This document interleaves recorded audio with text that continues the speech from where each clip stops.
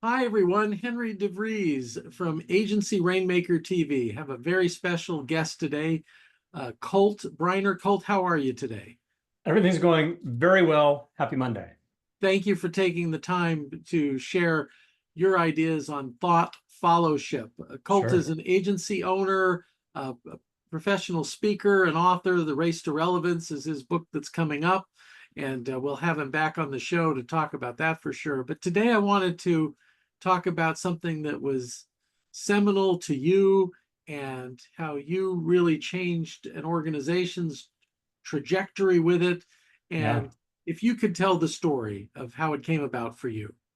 Yeah, I would be delighted to do that. I had about held several executive marketing roles across several companies in several industries, and I stumbled across this strategy about 8 years ago, and really shifted how I think about the ways that brands create visibility for themselves in a marketplace. The first experience I had the opportunity when I first started a role as a chief marketing officer with this company to sit down with some of their existing clients. In this case, it was the C-suite leaders of health systems.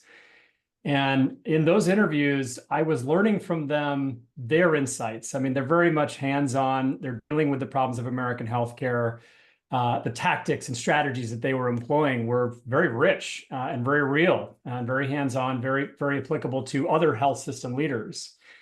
So at that time, I was working for what for those health system leaders was a vendor. And of course, that vendor looking to reach other health system leaders. And yes, this vendor had brilliance to share with the marketplace. But what we had learned was it is actually more compelling for health system leaders to hear from health system leaders. So that sort of got me scratching my head thinking, well, how can we make this happen more? So we started to shift from the idea of thought leadership, which I still believe strongly is a great strategy. That being showcasing the intelligence of your own people, to thought fellowship, where what you do instead is you serve as a facilitator for some critical dialogue that's taking place in your industry, elevating the visibility not of yourself, not of your own organization, but of the people that you're ultimately trying to target, right? Let them be the leaders in this space. You can serve as the facilitator. So you really become a broadcaster, a journalist. You're shining the spotlight on them. And as that gets, traction, Yep, then some of that reflection comes that's up. right. So let's explore, like, what were some of the questions you would have them answer and draw them out on? Yeah, well, I can give you examples. So, WellStack is one of the companies that I support now, and they have a data platform that does a great job of ingesting all the disparate, crazy data that exists in the healthcare space. And what they decided to do, their thought fellowship series is called Data Pioneers. And what they've recognized is that in American healthcare, the transition that's underway to value-based care, towards value-based care away from fee-for-service is a massive undertaking, right? So this is on par with like the Human Genome Project. It's a huge thing. And so what they want to do is they want to bring the bright minds together to talk about the challenge of to transition to value-based care from the lens of data, right? So they will be asking about, well, how have you guys approached the transition of value-based care in terms of data integration? What are the challenges that you've been facing? How have you overcome these challenges? What are the new technologies you're expecting to integrate? Some of the best practices that you could share with this community. What are the recent wins, right? So just really fostering a dialogue of the bright minds toward the ends of sharing these thoughts with this industry collectively in order to move us forward towards value-based care without it taking decades and costing trillions. So you make them the star of the show. Yep, that's Um, it. what some people might say, oh, it must be very hard to get the C-suite to come on your humble show. Yeah. Actually, what is the experience? I would say that if you just start with cold outreach, you might find some challenges with that. I do recommend that if you're going to start a thought fellowship series, start with your friendlies. You've got clients, you've got people who have been in relationship with you for months or years. If you're going to start a series, they might even be offended if you didn't start with them, right? So give them that credit. Let them recognize that you hold them as a bright mind in the industry, and let theirs be the early voice that contributes. Get 5 or 6 episodes in with your friendlies, and then you'll have something that gives legitimacy to the series, right? You've spoken to people who are indeed from the C-suite, but they're your clients, from the C-suite of large organizations in your industry. Then use that as the basis. You've got some clout, you've got this established series. Use that as the basis to have your growth team reach out to people who you're trying to get in relationship with and say, hey, look, we've talked to the CEO of this organization, the CFO of that organization, chief technology here and there. We've identified you as a strong voice. We've been following you on LinkedIn. Can we add your bright mind to this critical conversation that's moving our industry forward? And that's where you start to see the response rate from cold outreach go from, your 2 to 4% up to, I've seen as high as 23% response rate to emails, cold outreach emails to C-suite people, inviting them to participate in a series. If anybody who watches this show thinks, well, what a coincidence that Henry's show is like what Colt's talking about. This is no Yes. coincidence. That's right. Met Colt and I said, I'm going to do that show instead of me talking about things, doing that. And yeah, you start with your friendlies.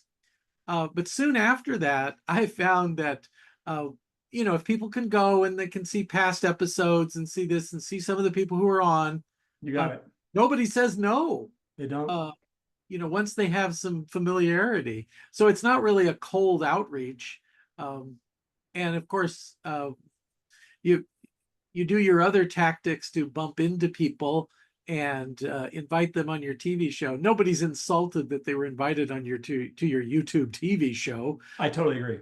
Yeah, so they like it. So, and I know you did it in the corporate world. You've helped clients with this strategy. Many. Helped me by and I follow this strategy. It's a servant leadership model is what it is, Colt. I agree.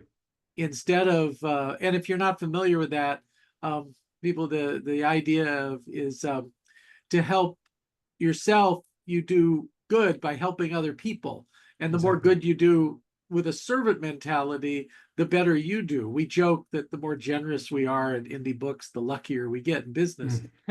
Luck has nothing to do with it. And I've certainly worked with people like Ken Blanchard, who's written books on servant leadership to get the concept. And they say that the cliche is the example from the airplane. They say if the masks drop down, put it on yourself first so you have enough oxygen, then help others. We also say you got to take care of yourself first. If you want to serve soup to a lot of people, you got to make sure there's soup in your pot. So you've got to be taking care of these other things of business. Yeah. So you can be generous with this. What other tips and tactics do you have that could help people who want to follow this strategy? For sure. Well, first I'll say, I think it's really important to recognize that thought followership as a strategy really is a 3-for-1 strategy. And I love everything. I love anything that's a 2-for-1, and I really love something that's a 3-for-1. So what is it that you're getting? First of all, if you are committed to creating strong content as part of your marketing strategy, thought followership is a really great way to create strong content, right? So you conduct, let's say, a 25-minute interview. You get a lot of great insights from the host and potentially the guest, hopefully the guest. And then you can take that whole thing and post it. You can do that. That's a one hit you're going to get out of that. But you can also grab highlights, right? So take highlights out of that and use them as teasers to draw people back. That gives you 3 or 4 more opportunities to post and create visibility. Take the recording of that interview, push it into Temi, T-E-M-I. Temi will get you a transcript. So now you have the transcript, a written transcript of that interview. Take the transcript, put it into GPT. Let GPT give you an article or a post out of it. Don't just use the output. Use it as a starting point and modify it, make it your own voice, right? GPT is an enhancer. It helps you get started if you like. And then you can use snippets from that article if you want. There's so many ways to get replayability out of that kind of content. So that's number 1. Number 2 is, of course, it's the other main goal of a marketing team, besides creating visibility for the brand, is to fill the top of the funnel, right? So your growth team, especially in a high-ticket B2B account-based marketing context, we have to have relationships in order to close our deals. So what thought followership allows you to do is to create great relationships with the people who you're actually targeting, right? So you've got, let's say, your CEO sitting down and conducting interviews with the CEO of the company that you're targeting. They build a great relationship that way. And then your marketing team is going to be able to edit great content, post it, get some visibility for it, and share that with that guest. So you're going to have a lot of opportunities and touch points through which you're able to build a relationship that, if you have some sales acumen, ultimately converts to closed deals. And the third thing, which is my personal favorite, the third of the 3-for-1, is that running a thought followership campaign gives the marketing team an actual path to have an impact on an industry. And I don't mean like, yeah, they got the product sold or they got the solution sold and that solution has an impact. But what's really happening with thought followership is the marketing team is facilitating a valuable dialogue. They're delivering the deliverable of a valuable dialogue for an industry. And it's the first chance I've really seen for marketing teams to have their own direct impact on the world or on an industry or on any specific space that you might be having a conversation in. And I think that's so rewarding, right? So you have all the things that come with doing rewarding things, the benefits from a work standpoint are also happening with thought followership. I'll give you a fourth. Okay. I found it was market research. Oh, sure. We interviewed these people. They brought up issues and then we would explore. So it became a weekly depth interview we were doing with the industry and then filtering that back into what we were doing and saying, okay, well, this is important to them and this is not so important to them anymore. And it's not your survey monkey type of way to do market research. Yes. Yeah, I totally share your thinking. This is a really good point. That is a fourth. I have conducted now 100 interviews with C-suite executives in the healthcare space, whether that's from the vendor side or the actual provider side, and I have gained very valuable intelligence for exactly that. I interviewed one man, and he wasn't doing it where he recorded it. He was just doing it where he would interview them and it was research for a book, and he was honestly working on a book. Yeah. And it was C-suite of mid-level companies. So these are 100 million to $500 million, these people. Sure. And he knows no CEO in this space when he starts. Right. He does this, he follows up, and it eventually did become a book. But along the way, 3 of the CEOs said, could we talk more? The questions you asked were interesting. And yeah, he wrote 5-figure consulting deals with them before the book came out. Because most people come after CEOs like, oh, you've got my money in your pocket and I want to get it out of your pocket and into my company. Right.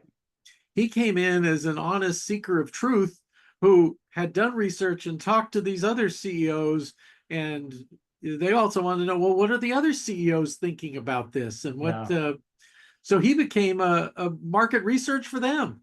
Well, we just found a 5th. So I love that. I have, in any circumstance where I've had something that I needed to sell, especially in a consultative capacity, I have found it so much more effective rather than, look, I have something you need and here's why you need it.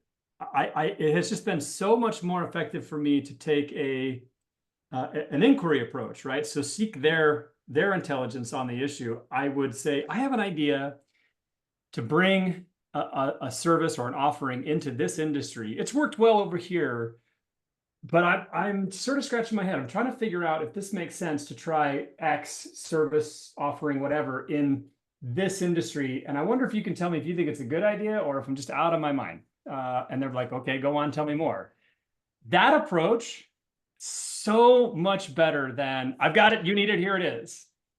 Well, what I love about it so much is that you're not saying you have all the answers. Right. You have questions and you're looking for real input, and it's not a move, it's not a manipulation. If it's that, this is not going to work. That's true. But if you're sincere and honest in the approach and authentic, the C-suite is like you and me. Totally. One of them just said, Henry, I just have a couple more zeros after what I do than you do. It's the same thing. Yeah. just I have to a couple more zeros.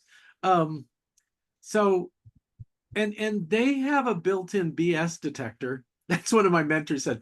Everybody's got the built-in BS detector. Yeah, man. And it's very, very tuned. And the C-suite it'll go right off if you're seen as manipulative at all. 100% that's true. Yeah. So I have maybe just a couple other like pro tips. Oh, great. The first one is you do want to have very tight coordination between your marketing team and your sales team. I have actually seen it where a thought followership campaign was very well executed. They got the right people in the chair. They put 30 times they put the right person in the chair, and they had the interview, and the CEO was there, and they had great conversations, and they produced great content.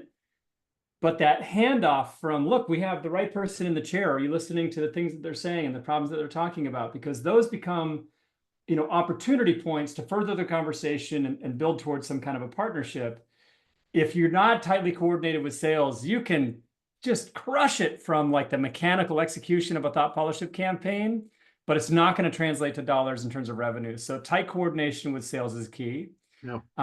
Giving the interviewee the expert to shine, the opportunity to shine as an expert, give them advanced visibility of the questions you're going to ask. Make sure that you pre-interview them to find out where the rich veins of gold are in their expertise so you can focus on that. The first thing I'll say when I'm sitting down to pre-interview someone is my number one goal is to make you shine as a star. If that works, the brand that's hosting this conversation is going to win automatically. I don't need to worry about them if the person in the seat is sharing brilliant expertise that they've built over decades in their position. It's just going to work no matter what. I like to just point out that there are no silver bullets, even with a phenomenal marketing strategy. So if you just got it nailed and you built a great relationship and you finished the interview, let's say it was in person, your CEO and that interviewee, or they're having the handshakes. They say, yeah, we should totally get the cocktails after. This was I love this conversation. You guys are doing cool. They're saying everything that you would want them to say. You still have to do everything that you would do to follow up and close a deal. The basic disciplines of sales will still apply. No matter how well it goes, you still have to follow up and do all the diligence and everything else. Colt, I used to have a $2 million budget to generate leads, financial services industry. And that disconnect with sales would happen all the time. Yes. And somebody said to me once, yeah, those were leads, but they weren't lay down leads. I said, what do you mean? I mean, we had to still work them. We had to do this. And I said, I never said they were going to be like, I must buy service, but yeah, right, that disconnect can happen. That's like the Glengarry Glen Ross deal, right? Oh, I got the Glengarry leads here. Coffees for closers. Yeah. Totally, man. Okay. Well, this has been so great. And before we close, any last thing you want to add? Well, I mean, I certainly encourage anybody who's thinking about creating content and building leads to consider thought followership. It's a super strong strategy. I'm happy to just share my resources. I've built lots of tools, templates, copy for writing out what you're going to do, how to coordinate your internal teams. I'm happy to share it. I did the B2B Marketing Exchange conference, and I did one of their workshops and just literally gave all the tools away. So I'll do that on an individual basis. I don't do it I don't publicize all these tools, but if you contact me and this is what you're doing, I'll be happy to guide you and share my resources with you. So where should they contact you at? You can reach me on LinkedIn, of course, Colt Briner. I welcome you to email me at my Gmail, coltbriner@gmail.com, if you'd like to reach me over email, and my website, scrappyafsolutions.com, also a way that you can find me. In fact, you can schedule time with me directly through the website. Oh, and by the way, you're going to get a 25-minute meeting, not a 30-minute meeting. That's right. that was a golden tip. Yes, my calendar offers 25 and 55-minute meetings because I've learned that when I'm going back to back so often, if I don't have the 5 minutes to just write the note or send the email, the days get so much harder. One of my people, his wife coined it, but we use it all the time. She said, on the list, off the list. So if you do that thing and you're writing those things down, you spend that time to get that off the list. Not that I'm going to accumulate the list and get to it later. Yeah, that's the move. Colt, thanks so much. Good talking to you. Look forward to spending some time with you in person real soon. Right on. Thank you, sir. Thanks. Bye-bye.